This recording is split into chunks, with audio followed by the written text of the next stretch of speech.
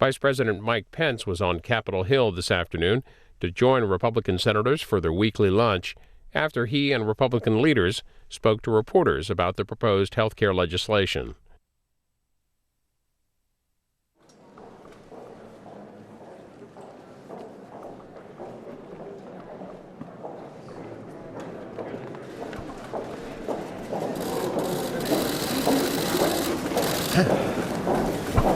Hello, everyone. We're glad to be joined by the Vice President, who just was at our lunch. Let me turn it over to him. Thank you, Leader. I appreciate the hospitality, the opportunity to speak to members of the Senate. We've come to a historic moment in the life of this country where the Congress of the United States has an opportunity to keep a promise to the American people by repealing and replacing ObamaCare. ObamaCare has failed. It has worked a hardship on American families and on the American health care system.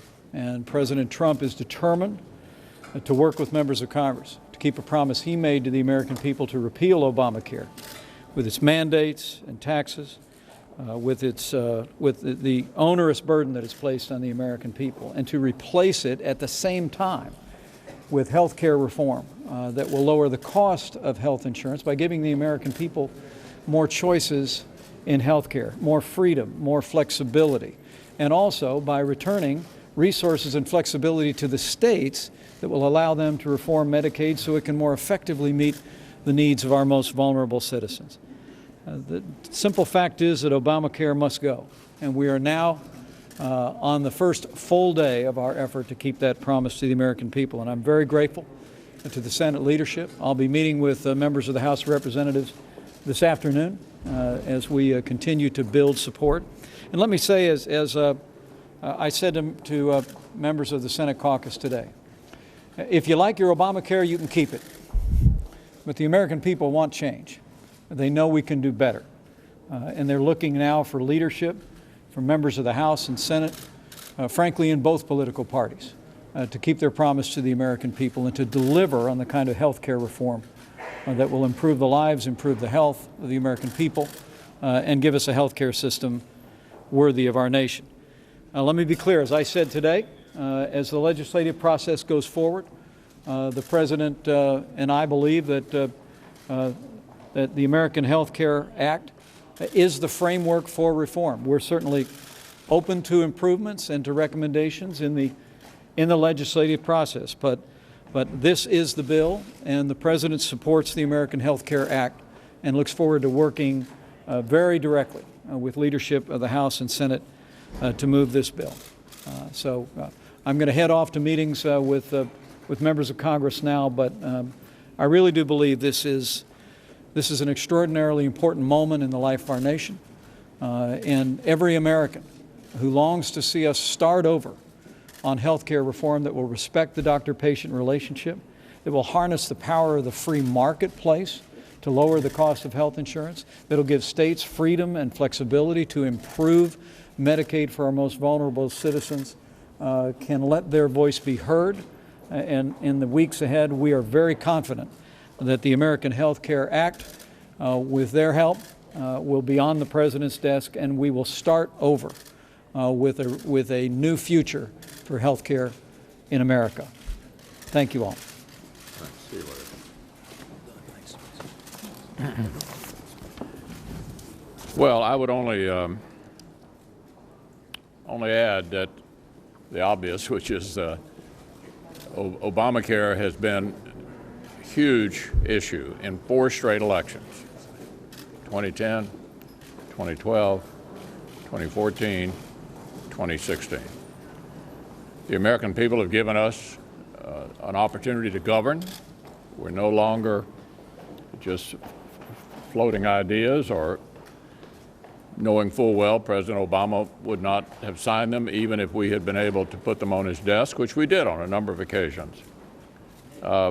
We have an obligation now, the American people, to deliver a replacement for Obamacare that is better than the status quo, which, as we all know, is unsustainable. As I've said before, even if Hillary Clinton had been elected, even if Chuck Schumer were the majority leader, we'd be revisiting Obamacare. So the status quo being unacceptable, the President, the administration, House, and Senate have all come together behind a proposal that we're confident will be a dramatic improvement over the status quo. We hope and expect to get that from the House sometime in the next few weeks. If so, it'll be on the agenda here in the Senate before the April recess, in all likelihood the week before the final week, when we will be turning to the Supreme Court nomination of Judge Gorsuch. As the leader pointed out, we've got a big agenda in the next few weeks, repealing and replacing Obamacare and confirming a new Supreme Court justice. The American people have suffered too long under a bad health care law that needs to be repealed and replaced with something that is patient-centered and personal and more affordable for every American, and we intend to deliver on that. I want to make one other observation about some of the work that's being done here. The CRAs that are being passed through Congress are actually delivering regulatory relief to businesses and people across this country. If you look at just those that have already been signed into law by the President or are on the way to his desk, $3.5 billion and 2.6 million hours of compliance and regulatory burdens have been saved already. And if you add the number of CRAs that have passed the House of Representatives or administrative actions that have been taken by the White House already, that number is $40 billion in regulatory relief that's already taken place. And we intend to build on that and to replace or repeal and replace Obamacare because we believe that those have been a real drag on the economy.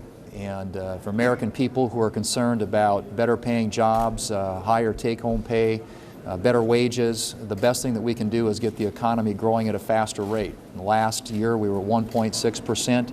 The historic average going back to World War II is double that. So if we can get the growth rate back up to a more historic average, you'll see a dramatic increase in not only the take-home pay of American families, but also the job opportunities that are available to them. And that's what we intend to stay focused on: jobs, the economy, and higher wages for the American people. Obamacare continues to collapse. The Associated Press has reported that there are over 1,000 counties in the country where people have only one choice on the Obamacare exchange. We have pledged to provide relief for people who have been harmed by the health care law, to give people the peace of mind that they're looking for to help repair the damage. I was at a health fair in Buffalo, Wyoming this past weekend. People know what they wanted. They wanted the care that they need from a doctor they choose at lower costs. On all of those grounds, Obamacare has failed.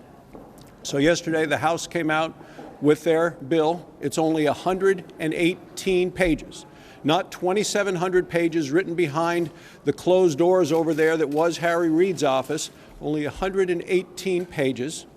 And what it does is it actually does the things that people wanted. It eliminates the mandates, it eliminates the taxes, it eliminates the penalties that come with Obamacare, but it provides protections. Protections for people who have pre-existing conditions, protections for people against limits on how much they can gain if they get very sick, and protections for kids, families, so children under the age of 26 can stay on their parents' plan. So I would just say that you take a look at this, you read it, and what you'll find out, it does fulfill our promises of repealing the Obama health care law and providing a smooth transition, which is what people deserve. Nancy Pelosi famously said, first you have to pass it before you get to find out what's in it with their 2,700-page bill. I would say read our 118-page bill that is put out by the House. It's a much better way. Last week I had the opportunity to speak with General Brooks, who is the head of U.S. Forces Korea. Of course, over the weekend we saw once again what is happening in North Korea as it relates to the continued provocations by Kim Jong-un with the launch of several missiles toward Japan.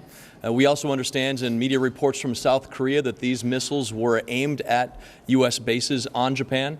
I want to commend Secretary Mattis, Department of Defense, for moving forward with the expeditious deployment of THAAD, a terminal high altitude area defense. They are working on deploying that as we speak. And I also want to make sure that as we continue this work to repeal and replace Obamacare, that a number of us in the Senate will be working to urge the SWIFT financial system, the SWIFT financial network, to continue their work to deny access to a number of designated individuals in North Korea, individual entities in North Korea that are both sanctioned. Those that are allowed to have access to SWIFT must end. Thanks. Mr. Leader. Do you think it was appropriate for the President of the United States to accuse his predecessor of wiretapping him? Well, I think we have an existing committee, the Intelligence Committee, looking at all aspects of what may have been done last year related to the Russians or the campaigns, and we'll leave it there. Have you seen any evidence of that? Mr. Leader, I wish Senator Gardner No, I haven't. I wish Senator Gardner would stuck around for the concerns about the Medicaid expansion here. But when you hear those complaints from your membership about those types of things that are in this bill, how do you see moving that bill to get those votes so you don't lose enough votes to pass it? Well, the Medicaid expansion in the House bill has been worked out with Republican governors, some who expanded and some who didn't. And we think it's a reasonable compromise that deals with both sets of circumstances, those states that expanded and those that chose not to. But when Senator Gardner indicated with Senator Capito and a couple others that they couldn't. Yeah, well, you'd have to ask them I about know, it. but how as the leader do you overcome that when you have four folks who are all? We have, I think, worked out a good Medicaid compromise, the House has, and we have been involved in discussions with them, and we're optimistic this is the best way to go. Would you expect a vote to happen before a CBO score comes in, and would you take up a bill? Well, I'm sure the House is going to wait on a CBO score, and I understand they're going to get it later in the week. Peter McConnell, how are you telling your members that this bill will be paid for? Well, it just got launched yesterday. We're going to get the score here before the end of the week. The House will be dealing with it first. We're going to have plenty of time to look at it. It's going to go through the regular order, unlike, as was pointed out earlier, the way Obamacare was developed here. The committee process in the House, multiple committee process. There's going to be ample time to take a look at it. So we'll be looking at all aspects of it. I mean, if you don't pay for the plan with taxes, what are the alternatives? As I said, we'll be looking at the whole proposal here as it moves forward through the regular order in the House. We'll have ample time to answer all the questions. Peter McConnell, are you going to bring the bill directly from the House to the Senate floor? Senator Barrasso? Yes. Go on.